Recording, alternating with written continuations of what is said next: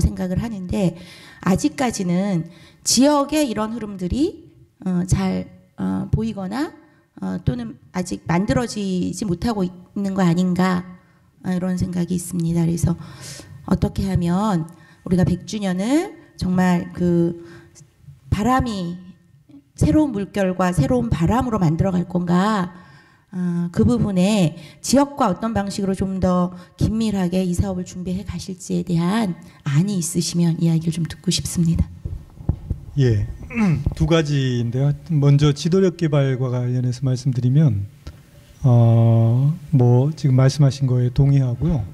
제가 이제 올해 YMCA 한 지 30년이 됐고 여기 차윤재 총장님이나 몇 분은 저보다 더 오래 계신 선배들도 계십니다. 그런데 30년쯤 하니까 조금 보이는 것 같아요. 그런데 더 이제 말씀하신 더 중요하게 보이는 것은 이게 지금 정말 사람 사업이구나. YMCA는 가장 중요한 게 사람이 물론 뭐 다른 조직도 마찬가지지만 특별히 YMCA 같이 정신운동체고 뭔가 이게 정신적 유산을 계속 이어가고 또 그걸 시대적으로 유의미하게 발전시키고 하는 게 그 중심인 단체고 특별히 저는 사람 키우기라는 관점이 가장 기축적인 관점이라고 생각합니다. 그래서 그 물론 회원 운동과 연관돼 있어요. 그래서 그 저희 그 10대 비전 사업 중에 대학와이를 보다 이제 확산하고 활성화시키는 것과 청소년와이를 훨씬 더 강화시키는 것이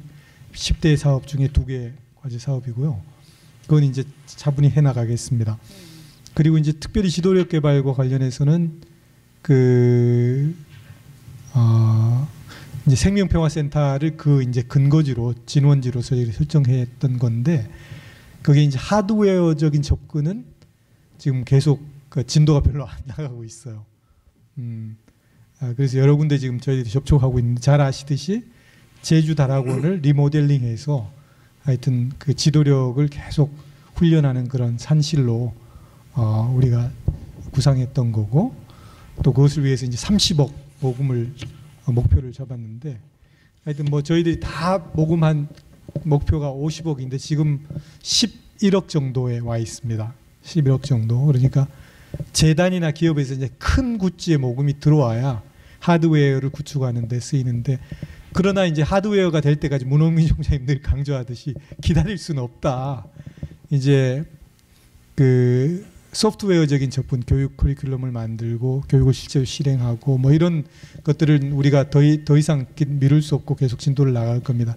다행한 것은 몇 분은 아실 텐데 대구 YMCA가 그 땅을 팔고 뭐 하면서 50억 정도 기금이 생겼어요. 그래서 대구 YMCA 근처에 우리 대구 Y 간사님들 어디 계시죠? 대구 Y 간사님들 아직 자고 있나요? 네. 간사학교에 분명히 있었는데 그 대구 Y에서 한 5분 거리 근처에 이제 그 청소년 평화 교육센터를 건물을 살려고 합니다. 그래서 이제 그 대구 Y 이사회의 제안이 연맹과 대구 Y가 공동으로 운영하자. 그러니까 연맹은 컨텐츠를 제공하고 대구 Y는 주로 이제 재정과 인력을 부담하고 해서 그래서 이제 제가 이 말씀을 드리는 이유는 제주생명평화센터가 뭐 추진되기 전이라도 그런 공간들이 이제 생긴 것 같아요. 우리가 간사학교 여기저기 돌아다니는 거 피곤한데 제가 이장 국장님한테 엄청나게 압력을 받고 있는데 이런 식으로 계속 할 거냐고 간사학교. 하여튼 대구든 뭐든 하여튼 안정적인 공간에서 저희들이 지속적으로 지도력 교육을 할 수 있는 그런 것들을 이제 올해는 뭔가 결단을 내야 되는 형국이요. 이걸 추진하려고 합니다. 예. 그리고 우리 사무총장님이 워낙 젠틀맨이라 말을 중간에 끊기가 참 어려워요. 예, 알겠습니다. 근데 이제 안 끊게 되면 진짜 재미 없어지죠. 예. 계속 한 번 질문하고 한 번 답변하고 이렇게 하면은 좀 이게 애초에 그 기획자의 취지에 안 맞는 것 같아서 뭔가 끊긴 끊어야 되는데 그래서 근데 참 송구스러운 지점도 있네요. 근데 지도력 개발하면서 가장 현장에서 고민되는 그 문제를 삼는 것 중에 하나가 아까 이제 문흥민 총장님이 말씀하셨다고는 하는데 그 이하경 그 총장님 8년 그리고 남보원 총장님 3년 해서 11년 동안 하면서 지도력 개발 이야기를 많이 했었거든요. 근데 변화된 시점에 예전에 그 사이버 하다가 망한 거 이외에는 그 전과 후에 그 변화된 어떤 지도력 개발 양이 변했다거나 질이 변했다거나 못 느끼고 체감이 안 되거든요. 여기에 대해서는 어떻게 생각하시는지? 예, 인정합니다. 인정하고요.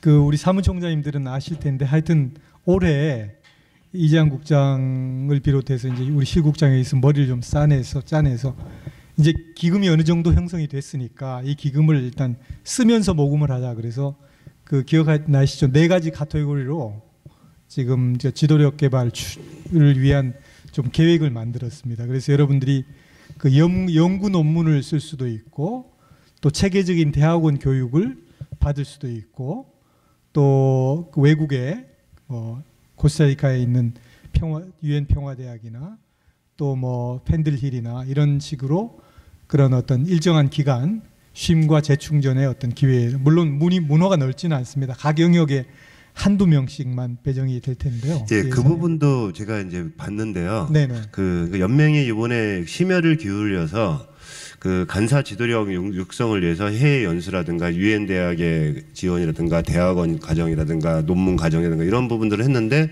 그 전반적으로 가장 이제 지도력의 문제는 그 느꼈던 것 중에 하나가 서울에는 좋은 교육들이 참 많아요. 중앙에는 그 몇몇의 위원님들과 몇몇 연맹 간사님들과 몇몇 사무총장님들이 연구하고 토론하는 모임들이 많은데 이게 200명, 300명의 간사 지도력을 육성하는 데하고는 별로 상관이 없더라. 네. 이제 고민도 본인들끼리 하고 사업도 본인들끼리 연구하고 정책도 본인들끼리 하고. 네. 근데 여기에 가시는 분들도 아마 이제 그 굉장히 그 똑똑한 간사님들이라든가 이런 부분에 밝은 간사님들이라든가 이런 분들이 이제 아마 가시게 될 것 같은데 이런 부분에서 전반적으로 우리 간사 지도력이라든가 실무 지도력, 유지 지도력을 육성하는 일반적인 그 우리가 그 스탠다드라고 하죠. 예, 그런 부분에 대한 그 향상이 아직도 안 보이는 것 같아요. 그래서 그런 부분들이 생명평화센터를 진다고 가능할까? 어떻게 했으면 좋을지. 저는 그 얘기 들으니까 금방 그 생각이 나네요. 사실 우리 차윤재 총장님이나 이상정 총장님 오고 계실 테지만 뭐 우리 박장동 총장님, 이용 총장님 다 얼굴이 보이는데요. 사실은 그 말씀을 드리고 싶었습니다. 이 AOS가 과거에는 제가 30년 전에 들어왔을 때는 뭐 이창식 선배님, 돌아가신 황주석 선배님 이런 선배들 중심으로 해서 이 굉장한 연구의 열기가 있었거든요. 우리가 실천도 열심히 했지만 연구의 열기가 대단했습니다. 그래서 AOS 안에서 스스로 분과를 만들어서 지금 분과는 형식적으로 나눠져 있는데 제가 보기에는 정말 연구하는 분과는 거의 없는 것 같아요. 거의 없는 것 같아요. 우리 다 죽어 있거든요. 그래서 제 바람은 정말 100주년을 기해서 저희들이 그 연맹이 100주년에 모금한 거를 일부 내놓겠습니다. AOS가 연구를 한다면 제가 제안을 드리고 싶고요. 그래서 정말 지금 100주년 계획에는 한 10월까지 이번에 좀 AOS 분과를 아마 오늘 내일 저희들이 토론을 할 텐데 필요한 대로 재조정해서 계속 과거에서 온 대로 하지 말고 또 필요한 바를 통폐합하거나 조정을 해서 정말 1년 동안 한 10월까지 앞으로 한 5년 동안 우리가 어떤 운동 과제를 매달고 가야 될 것인지 그런 운동의 과제와 내용과 전망과 운동의 전략과 이런 것들을 좀 연구하는 그런 성과를 분과별로 내서 10월이나 10월쯤에 공동의 좀 심포지움을 해서 좋은 YMC 운동 자료집 교재를 하나 내자. 이게 하나의 목표로 있는데 네. 저는 AOS가 스스로 그런 걸 요청하고 필요한 자료나 강사나 이런 걸 요청하면 연맹이 그런 거를 좀 코디하고 이렇게 좀 주객이 바뀌었으면 좋겠어요. 네. AOS가 연구 기능을 되살리면 연맹도 적극적으로 협조하겠다라고 말씀하시고 뭐 그렇게 어렵게 모은 돈도 내놓겠다라고 또 말씀하셨습니다. 그래서 AOS가 주관돼서 했으면 좋겠다라는 의견 말씀하셨는데요. 예, 우리가 자연스럽게 주제가 연맹의 그 역사 속에서 나타난 연맹의 지향 가치와 또 그 중에 핵심 사업 중에 하나인 지도력 개발 이 두 가지 논의가 지금까지 이루어졌던 것 같아요. 그래서 이 부분에 대해서 프로에서 조금 그 코멘트 해주시면서 좀 토론을 도와주실 분 좀 찾습니다. 예, 우리 단골 손님이죠 유희영 간사님. 예, 예. 예. 저는 한국아의 최의 딜레마는 수탁 시설에 대한 걸 어떻게 운동 구체적으로 해석하고 거기에 대한 리더십을 끌어안냐라고 하는 부분입니다. 근데 현재는 법에 막혀 있습니다. 여기 올라면 개인적 휴가를 내지 않으면 출장이 불가능합니다. 그러면 그것은 다른 곳에서 수탁을 해놓고 자기네 조직의 이익, 종교의 이익을 위해서 하는 걸 막기 위해서 하고 있는 것 중에 하나입니다. 여기에 대한 돌파를 하지 않으면 아까 2,000명이 넘는 실무자인데 순수하게 그냥 위수탁 시설이 아닌 일반 기관에 있는 YMCA 실무자라고 한다면 그렇게 적을 겁니다. 봤을 때. 그런 부분에서 하나님의 나라라는 개념 속에서 복지사회가 도래한 것을 YMCA가 어떻게 주체로 수용하냐, 그리고 거기에서 일하는 사람들을 주체로 어떻게 하냐라는 돌파는 YMCA라는 이름으로는 한계성이 있다. 저는 그렇게 봅니다. 곧 생명평화 글로벌 리더십 연구소를 만드는 사단법인, 그러니까 연면 부설기관이죠. 왜냐하면 위수탁 기관에서 직접 하는 연수는 못 가게 합니다. 이 시와 일반 부분에서. 그렇기 때문에 생명평화 글로벌 리더십 연구소 같은 사단법인체를 만들어서 정말 프로화된 리더십 개발 프로를 하고 당당하게 출장받고 돈을 받아서 운영을 해간다면 충분히 운영할 수 있다. 왜냐하면 2,000 몇백 명이라는 게 있는데 저희가 볼 때 거의 2,000여 명의 신문자가 있을 건데 위수탁 기관은 앞으로 늘어날 거고요. 그런 부분에서 본다면 정확하게 출장하고 내용하고 해서 정말 생명평화 글로벌 리더십에 대한 걸 저희가 할 수 있지 않겠나. 그래서 저는 그걸 관통하려면 사단법인의 리더십 연구소를 꼭 만드는 것이 중요하겠다. 그게 있으면서 그게 옷으로서 센터가 됐던 어떤 그 외형적인 시설 부분이 있으면은 저는 그게 내용과 시설이 맞춰져서 될 수 있지 않을까 그런 생각이 듭니다. 그런데 현재의 YMCA만 가지고 이걸 거버넌스 시스템을 수용하기에는 너무 현장에서 부딪히는 게 많다. 이게 있습니다. 예, 직답. 예, 뭐 저한테 개인적으로도 얘기를 하신 건데요. 근데 수탁 시설 아까 지적한 것처럼 YMCA에 푸는 거는 YMCA뿐만 아니라 다른 단체들에게 다 적용되기 때문에 이거를 여성가족부나 이렇게 푸는 건 만만치는 않을 겁니다. 제가 대신을 해볼 텐데요. 만만치는 않을 거다는 건 전제로 말씀드리고, 그다음에 그래서 이걸 외화시킬 때 YMCA에 교육받으러 가는 게 아니라 사단법인 생명평화 글로벌 리더십 연구소에 지도를 교육을 시키러 간다. 이렇게 좀 보편성, 일반성을 갖도록 좀 하자 하는 건데, 이거는 기술적으로 좀 내용은 우리가 지키되 기술적으로 풀어가는 방식은 저희들이 적극적으로 모색해 보겠습니다. 예, 방법론적인 질문을 해주셨고요. 또 요 지도력 개발 주제와 연맹의 지향 같이 두 꼭지를 가지고 혹시 더 프로에서 좀 도와주실 분? 예. 마이크 좀. 예, 뒤에 마이크 좀.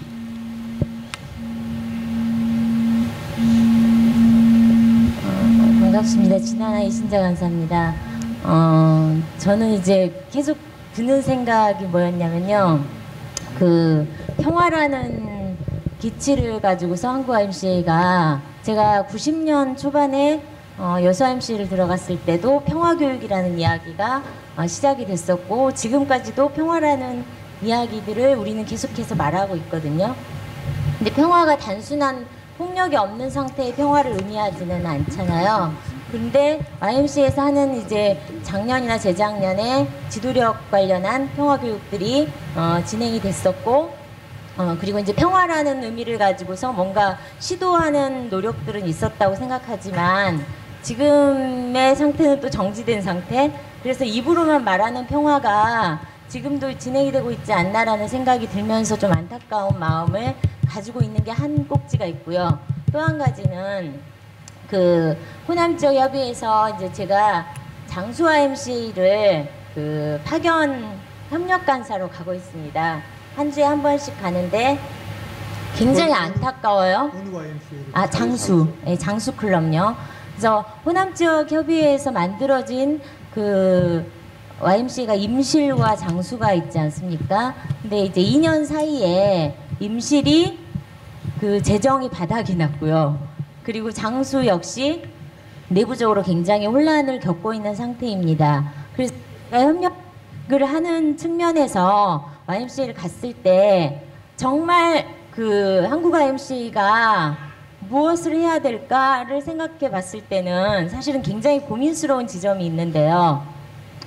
뭐냐면 제가 이제 90년에 들어갔을 때는 YMC가 한 50여 개 정도 있었던 걸로 기억을 하고 있고, 지금 20년이 지나서 65개의 YMCA가 한국 YMCA가 운영이 되고 있는데, 그 안에서 YMCA가 부피는 계속해서 성장하고 수탁 시설도 많아지고 있고, 그렇지만 정말 작은 아이를 살리는 운동들을, 그게 굉장히 중요한 지도력 개발이라고 생각하는데요. 현장에서는 굉장히 아픔들이 있습니다.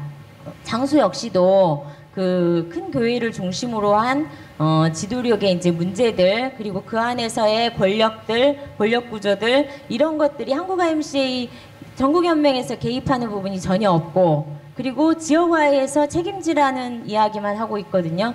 그런 의미에서 정말 지역이 어떤 YMCA를 세우려고자 할 때 어떤 의지와 어떤 지원을 해야 되는지는 굉장히 중요하다고 생각합니다. 근데 그 지원의 범위나 이 고민들을 전혀 하고 있지 않고, YMCA는 늘어나고 있지만 그 안에서 골마가는 YMCA들이 많아지고 있거든요. 그래서 지도력이 부분이 저는 굉장히, 지도력의 어떤 교육이나 이런 것들이 어떤 화상 같다라는 생각이 굉장히 많이 들면서, 우리가 정말 지향하고 가치를 가지고 지향해야 되는 것들이 그 좀 구석구석에서 구체화되는 노력들이 필요하지 않을까, 이제 그런 의미에서 그 네, 연맹에서 충분히 어떤, 알겠습니다. 예. 의미를 두고 있는지 궁금합니다. 좀 무겁네요, 질문이. 예. 질문이 만만치 않네요. 점점 이제 만만치 않아지는데 시간은 왜 이렇게 빨리 안 갈까?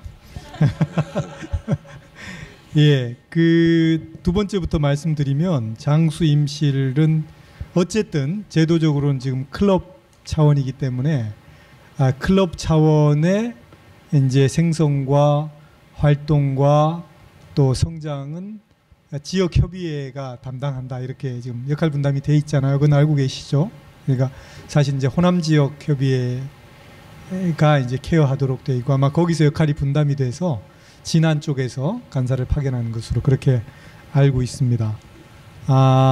그런데 이제 아주 현실적으로 말씀을 드리면, 만약에 호남 지역 협의회, 제가 광주에 4년 있었기 때문에 호남 지역 협의회의 힘이나 또 여력이나 또 규모나 이런 거 알거든요. 근데 만약 호남 지역 YMCA가 케어가 힘들다, 그러면 연맹이 케어할 힘이 없는 거죠. 왜냐하면 연맹의 힘은 지금 클럽 YMCA까지 미칠 수가 없습니다.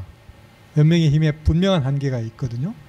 연맹은 지금 뭔 역할을 하냐면, 지금 여러 군데에서 7, 8개 지금 지역에서 YMCA를 만들겠다고 청원이 계속 오고 있습니다. 연맹이 그 가급적 억누르고 있죠. 진짜 억누르는 게 아니라, 억누르는 이유는 YMCA가 하여튼 제대로 탄생하기 위해서는 그동안 충분히 숙성되고 기초가 다져지고 이게 지도력이 형성되고 하지 않으면 분명히 지난 경험으로 봐서는 부실공사가 돼서 그 이후에 YMCA가 또 굉장히 많은 혼란을 겪게 돼 있습니다. 그 좋은 사례가 호남 지역에 있는 그 화순이죠. 화순을 제가 광주에서 아주 지근 거리에서 봤기 때문에.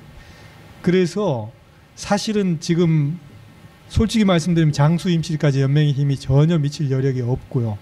결국 호남 지역 협의회가 어느 정도 케어하느냐에 따라서 임실 장수의 운명은 제가 달려 있고, 결국은 임실 장수에서 YMCA를 하려고 했던 사람들의 그런 어떤 선한 힘, 결집력, 그 안에 어떤 자생력과 자정 능력, 이 가장 중요한 저는 요인이라고 생각하고요. 그 정도밖에 말씀 못 드리고, 그다음에 평화는 사실은 뭐 진도 안 나간 거 맞습니다.